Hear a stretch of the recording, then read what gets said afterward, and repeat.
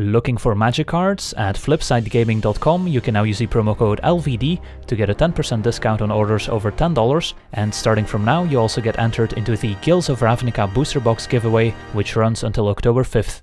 Hello and welcome to another episode of Wacky Wednesday, a weekly series where I explore wacky deck ideas in both Standard and Modern, and this week we're taking a look at Starfield of Nyx in Modern. Starfield of Nyx is a 5-mana enchantment that has two different things going on. The first one says, at the beginning of your upkeep you may return target enchantment card from your graveyard to the battlefield, so it kind of acts like a value engine, providing a bit of card advantage.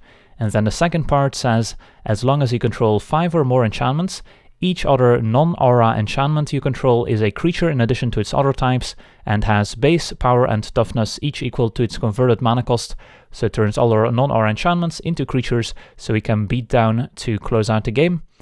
Then another part of the deck is the Phyrexian Unlife plus Solemnity combo. So Phyrexian Unlife is a 3-mana enchantment that says you don't lose a game for having 0 or less life, and as long as you have 0 or less life, all damage is dealt to you as though its source had infect. So if you get 10 poison counters, you lose the game as well.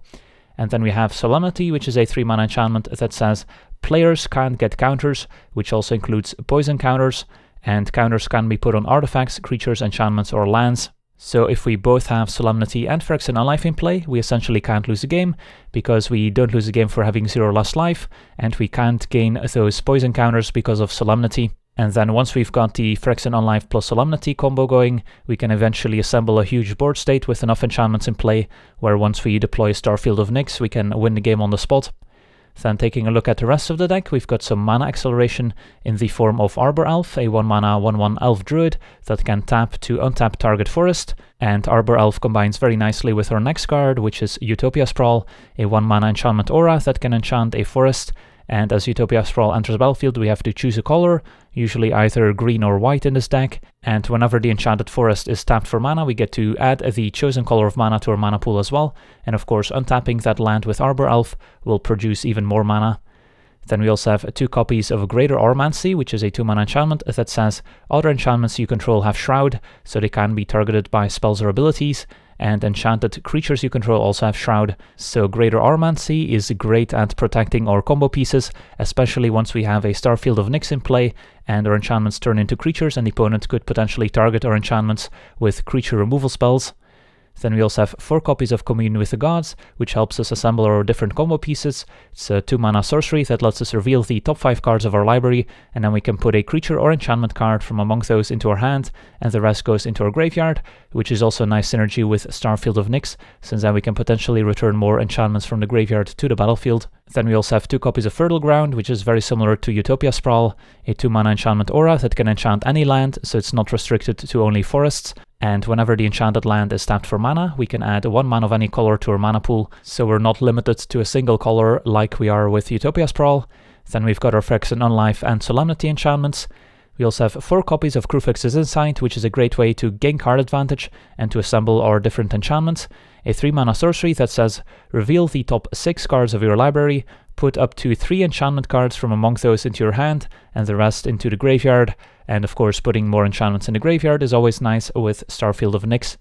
Then we also have 4 copies of Leyline of Sanctity, which is a 4-mana enchantment that if you have it in your opening hand, you can start a game with the Leyline of Sanctity in play, and Leyline of Sanctity says you have hexproof, so you can be the target of spells or abilities your opponents control, which is great against burn decks, against hand disruption spells, against Valakut to Molten Pinnacle, so there's a lot of applications where Leyline of Sanctity is great to have in your opening hand, even in game 1 situations. And having a Leyline of Sanctity in your opening hand is even better when you have access to Starfield of Nyx, since eventually that 4-mana enchantment is going to turn into a 4/4 creature.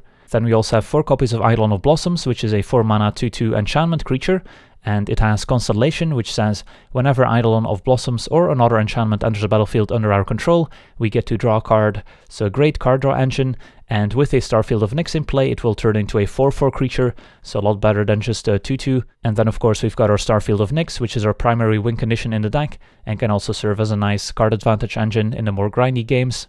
Then our mana base is pretty straightforward. We've got 7 basic forests, since we need a lot of forests for Utopia Sprawl, 2 basic plains, 3 temple gardens, which is both a forest and a plains, then a total of 8 green fetch lands, which can all get our basic forests for Windswept Heath and for Wooded Foothills, And then taking a look at our sideboard, we've got 3 copies of Path to Exile, mostly to deal with utility creatures, 3 copies of Stony Silence against the artifact-based decks, 2 copies of Seal of Primordium as our disenchant effect, also works very nicely with Starfield of Nyx since we can get it back from the graveyard. We've got 3 copies of Rest in Peace as Graveyard Hate, a bit of a number with Starfield of Nyx, but still a very powerful effect. Then 2 copies of Choke against the blue decks, and finally 2 copies of Eidolon of Rhetoric against the combo decks like Storm. So that's the deck. Now let's jump into some games and see how the deck does. Alright, we're on the draw. Don't think we can keep a 1-lander with no green mana, since we won't be able to play Utopia Sprawl. So that's one of the drawbacks of basic planes in this deck. Alright, this seems better. We've got Arbor Elf and Fertile Ground for mana acceleration, and then 2 of our card draw engines. And I guess we'll keep Temple Garden on top. Opponent with Arid Mesa into Mountain. So it could be a burn deck as we see Goblin Guide. Well, at least we'll get our Temple Garden.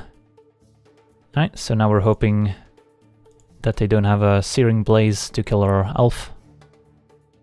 And Phyrexian Unlife is very powerful against the burn deck just by itself. And of course the burn deck can beat Phyrexian Unlife plus Solemnity in game 1. Ooh, it's a Fanatical Firebrand instead, so it could be a Goblins deck instead of a straight up burn deck. Firebrand kills Arbor Elf, and we get a ton of lands here. So let's play Forest, Fertile Ground, say go, and then next turn we can play Eidolon, and hopefully draw into Phyrexian Unlife. Bolt to the face, down to 13. Opponent's got 1 card left in hand, and it's going to be a Reckless Bushwhacker, so they can get in for 5. So we're definitely under a bit of pressure here. And Guide reveals Utopia Sprawl. Probably want to fetch a basic Plains here. And cast our Eidolon, which we will probably just trade as soon as possible, so we don't take too much damage, even though the card draw effect is nice. And if we trade, the Starfield can also get the Eidolon back. A Guide reveals Kruphix is inside. And here the logical play would be blocking Bushwhacker, since Guide provides somewhat of an advantage. Although if we top deck an Arbor Elf, that can trade for the Bushwhacker, while it doesn't trade for Goblin Guide. I think it's probably still worth it to block the Bushwhacker here. Alright, so now we have a lot of options. I think we start by casting Commune, since that gives us a chance of finding Phyrexian Unlife, and we can still cast it this turn. And it only is 1 card difference between Commune and Kruphix's Insight to find 1 specific card. And there it is, perfect. And now we'll fetch up another basic Forest. And then I guess we can still cast Utopia Sprawl here. Name white and cast Phyrexian Unlife. And this gains us essentially 10 life, which gives us time to find Solemnity with the Kruphix's Insight. And opponent reveals Solemnity off the top, and that should do it here. Burning Tree Emissary into nothing, and now we get to play Solemnity, which should lock things up. And I guess we'll play the Kruphix's Insight and find 3 cards all at once: Leyline, Unlife, Starfield. Alright, and now we can kind of take our time to set up the kill, make sure our opponent can't kill our enchantments when we play the Starfield. So we probably want to wait until we find a Greater Auramancy before committing the Starfield of Nyx, or have multiple copies of Phyrexian Unlife and Solemnity in play. That also works. And we've got 2 of each now. Let's cast another Phyrexian Unlife. Now that we're at 0 less life, we can't sacrifice our fetch lands anymore. So that's one of the downsides, I guess. Probably should have played our Temple Garden here. There's a Goblin Guide, that's fine. So again, we won't be taking any damage. Utopia Sprawl revealed. So let's play our Leyline. Opponent's gonna bolt us, which doesn't do anything. They should probably keep it for the enchantments, but of course our opponent's not familiar with our deck. So that's also one of the advantages of playing a brew like this one. Play Temple Garden, which has to enter the battlefield tapped. Say go, and our opponent's going to scoop it up. They knew about the Starfield from the Kruphix inside. Alright, so on to sideboarding against an 8 whack deck with Burning Tree Emissaries. So it's a very explosive version of the deck. Path to Exile probably worth bringing in just to slow down our opponent a little bit. Eidolon of Rhetoric could also be an option, but on the draw it might be too slow. On the play it might be worth it. And I don't think we want anything else. And our opponent could get access to some enchantment removal spells after sideboard, so we'll have to keep that in mind. So keeping the Greater Auramancy makes sense. So we need to make 3 cuts. I could see cutting 2 Starfields just because once we assemble Unlife plus Solemnity, we can kind of take our time to close out the game, so we're not in a hurry. Suppose we can cut a Fertile Ground on the draw. So we'll try this. And of course it would be nice to start with a Leyline of Sanctity in play, since our opponent is packing quite a few burn spells. And we got what we asked for. A Leyline in our opening hand, Utopia Sprawl to help us ramp. And then one part of the combo already, plus a card draw engine, so pretty ideal hand. There's a Goblin Guide. Reveals another Leyline of Sanctity. So we'll play Utopia Sprawl and name white.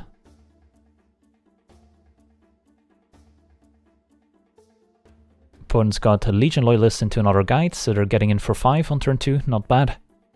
And reveals Kruphix's Insight.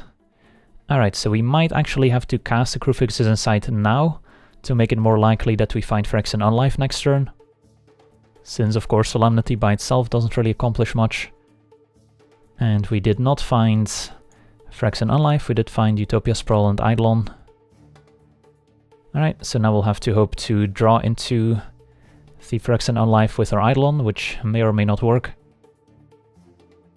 Alright, there's a Burning Tree. If they have a Bushwhacker as well, we're probably dead. Another Burning Tree. And a Flame of Keld instead. Alright, well, taking 5. And we got some lands at least. And a Commune with the Gods to draw, which seems like the play. And I guess we might as well play Utopia Sprawl first. Name white again. Cast Commune. And just find an Arbor Elf, sadly. Alright, well, let's play the Arbor Elf. And I think we're dead here, since the Loyalists will also give trample to their creatures. So yeah, we needed to find the Phyrexian Unlife here. Alright, we'll have to try again in game 3 here. Looks like our opponent is just straight up mono red, so I don't think we need to be too worried about enchantment removal. So going into game 3, we probably just want to prioritize having access to Phyrexian Unlife in our opening hand. And now I don't mind adding Eidolon, since if we can cast Eidolon on turn 2, we do slow down the opponent quite a bit. I think we can cut another Starfield, maybe even cut a Greater Auramancy, since it's only really necessary once we go for the kill with Starfield. So this seems okay. Could maybe add back a Fertile Ground and cut an Eidolon. It's also reasonable. Although it's nice that Eidolon can trade for some creatures, potentially. But again, our main game plan here is just to assemble our 2 enchantments, and then we can worry about winning the game at some point. So we'll try this. Would like to be on the play. And yep, this seems pretty good. Double Phyrexian Unlife. And we've got 2 sorceries to help us find Solemnity. And hopefully Arbor Elf survives. Opponent fetches for basic mountain. And Firebrand's probably going to take out the Elf here. Alright, so we'll just be casting a Commune instead. And find Solemnity. Alright, so we've got our combo, just need a 3rd land. And we're good to go. A Loyalist into Grim Lavamancer, that's fine. And just another Path to Exile to draw. And I guess we could consider pathing the Grim Lavamancer before they untap. We would be giving them an extra land, which is not great. But we also potentially save ourselves 2 damage, which seems worth it here. So we just want to dodge the Burning Tree Emissary into Bushwhacker type of play here.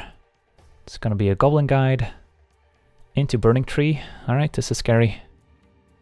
Into another Burning Tree, hopefully no Bushwhacker. Uh-oh. Well, that was kind of the worst case scenario here. So saving the path would have worked out a lot better in hindsight. And yep, that's the Solemnity to draw and not a third land. So we're dead. That's too bad. Just one land away. And of course, if we can drop the Phyrexian Unlife, we buy ourselves at least one turn to deploy Solemnity. Oh well. But you can kind of see how this would be a pretty easy matchup if we assemble the combo, since they don't really have an answer to it. Alright, on to the next one. Alright, we're on the play, and this hand seems okay. Get to lead with Arbor Elf plus Utopia Sprawl, got one part of our combo and our Starfield. Opponent with basic swamp into Dread Wanderer, so an aggressive black deck, maybe a slight zombie theme as well. So let's play Utopia Sprawl, and then name white. And probably okay to play a Leyline here. Opponent could be packing some hand disruption spells.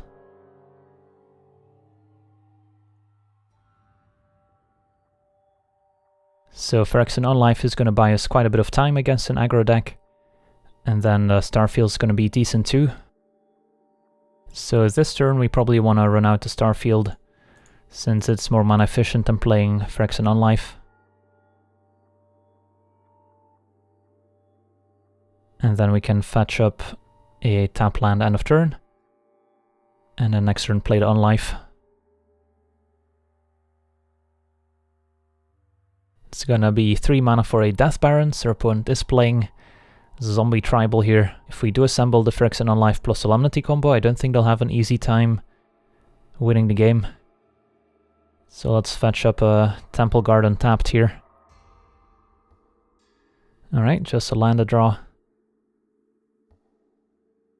Let's run out Unlife, and we're 1 enchantment away from having our enchantments turn into creatures, which could be a slight disadvantage if they do have some removal spells in hand, but of course the Starfield does get them back eventually, but there might be like a 1-turn window where they can remove the Unlife and our combo falls apart. And Undead Warchief, alright, not our lord. Could even consider chumping with the Arbor Elf here. I think that's okay. Buys us a bit of time, and we don't really need the mana right now. And I don't think I fetch with the Foothills here. The thinning aspect is pretty minimal, and the 1 life could matter. Alright, just a Temple Garden to draw.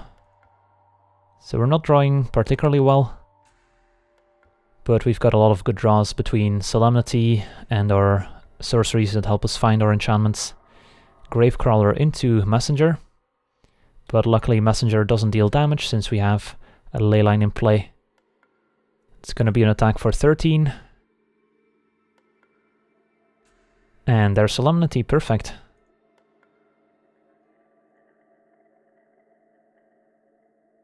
And our opponent scoops it up, they can't beat combo. Maybe a premature concession given the Starfield of Nyx in play, which would complicate things a little bit, but so far so good. And this seems like a matchup where we want Path to Exile, slow down the opponent a little bit, but I don't think we need anything else. And what do we take out? It's usually okay to cut 1 or 2 copies of Starfield. Our opponent's not going to have a ton of interaction with our enchantments, being mono black, so we can probably afford to cut an Auramancy. Just want to keep 1 for when we do go for the kill with Starfield, it's nice to have access to it. And then 1 more cut, maybe a Fertile Ground on the draw. Right, we'll try this. So it's all about assembling the 2-card combo, and then eventually find a way to close out the game. And this hand has a combo, so seems like a perfect keep. And even have Leyline in case they do have hand disruption. Turn 1 Gravecrawler. Turn out Arbor Elf and hope it survives. And we probably want to lead with the Phyrexian Unlife, since getting that in play buys us more time. Dread Wanderer, sure, into Dargraf Ghoul. So the triple 1-drop start will happily take 2. And then fetch up a Plains.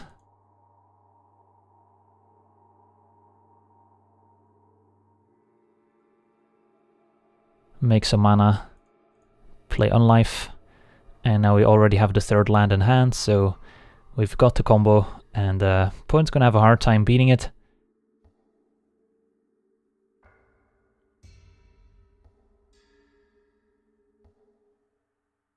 Soul takes 6 down to 11. Eidolon a good draw too, but I'm just gonna run out Solemnity here. Guess we can get a tapped Temple Garden.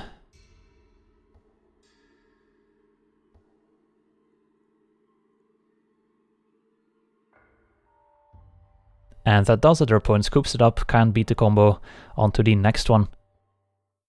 Alright, we're on the play, and this hand seems fine. Double Leyline could also do some work. Got half of our combo and an Arbor Elf to start with. With our Eidolon as a nice card draw engine, so don't hate it. Turn 1 Blank Leaf Cliffs into Faithless Looting. So it looks like a Mardu Pyromancer deck. Nope, never mind. It's a Dredge deck, Stinkweed Imp and Haunted Dead discarded. So let's get our Solemnity in play. And against Dredge, our combo should be good enough. Although it's going to be tricky to get past all their creatures. And they usually don't have any main deck disenchant effects. So your opponent dredges Stinkweed Imp, gets back Bloodcast, and afterwards Prize Amalgam, and wow, that's a good top deck. So might as well run it out right now. Could play the Eidolon first, I suppose. Maybe that's better. Start drawing more cards. It's probably worth it here since we're not at risk of dying. Another Eidolon's a good pickup. And Haunted Dead comes back. And whenever we feel threatened enough, we'll run out the Unlife, and with a Conflagrate in their graveyard, we might want to do so in a hurry. They also have a Scourge Devil in there, which could add up to quite a bit of damage. So next turn we probably have to run out to Unlife. Opponent's gonna Conflagrate, killing both our creatures. Well, at least we made use of Arbor Elf to cast our 4-drop. Let's see if this prompts a concession or if they're gonna keep playing. And our opponent scoops it up, alright. Don't even want to see our Starfield of Nyx in action. So against Dredge, obviously we want to rest in pieces. And do we want anything else? Opponent's going to be bringing in cards like Abrupt Decay, perhaps Nature's Claim to deal with our enchantments. Not much we can do about it. I don't think we want Path to Exile, even though it could come in handy. Could see cutting 2 Starfields, especially with Rest in Peace. It's not as effective as we would like it to be. And can probably cut a Fertile Ground on the draw. Let's submit this. And this hand seems fine. Leyline in our opening hand, and Leyline in opening hand definitely does some stuff. Opponent could also be boarding into some copies of Thoughtseize. It also stops Conflagrate from going to the face. Plus eventually with the Starfield it becomes a 4/4 creature, which is not irrelevant. Looting, discarding Amalgam and Stinkweed Imp. So your opponent can start dredging next turn. So let's run out Arbor Elf.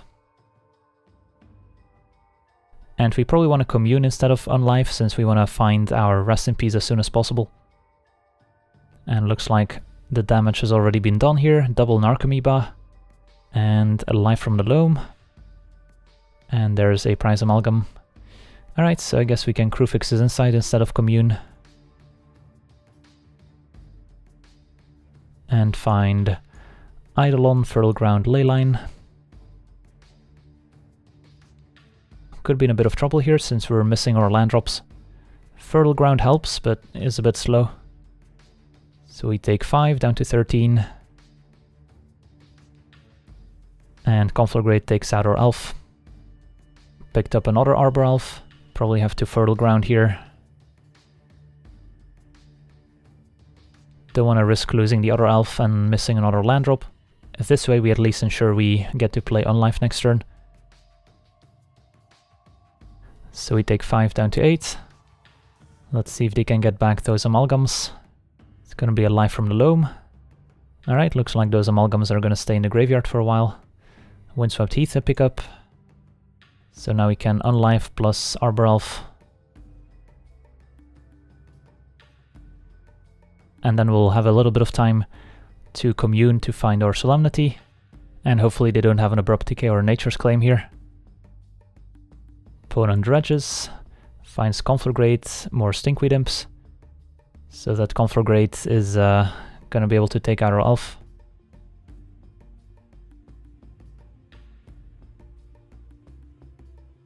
Alright, picked up a Forest, so if we can Commune into a Solemnity, we assembled our combo. So probably want to go for it.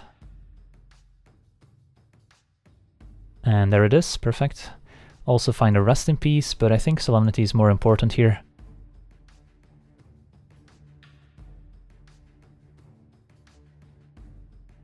Alright. So now we want to find a Greater Auramancy to protect our enchantments. And then Rest in Peace would also be a good addition. And we can actually win this game just by making the opponent deck themselves, since they're dredging so much. Cathartic Reunion, and a whole lot of Stinkweed Imps in the graveyard, and a Neonate. So opponent's digging for their disenchant effects here. Alright, so let's think for a second. We've got a total of 6 mana available. So we probably want to lead with Commune, since that gives us the best chance of finding Greater Auramancy this turn. So let's do that first. And there it is. There's also Rest in Peace, but Auramancy I think is more important here. And we'll play it right now.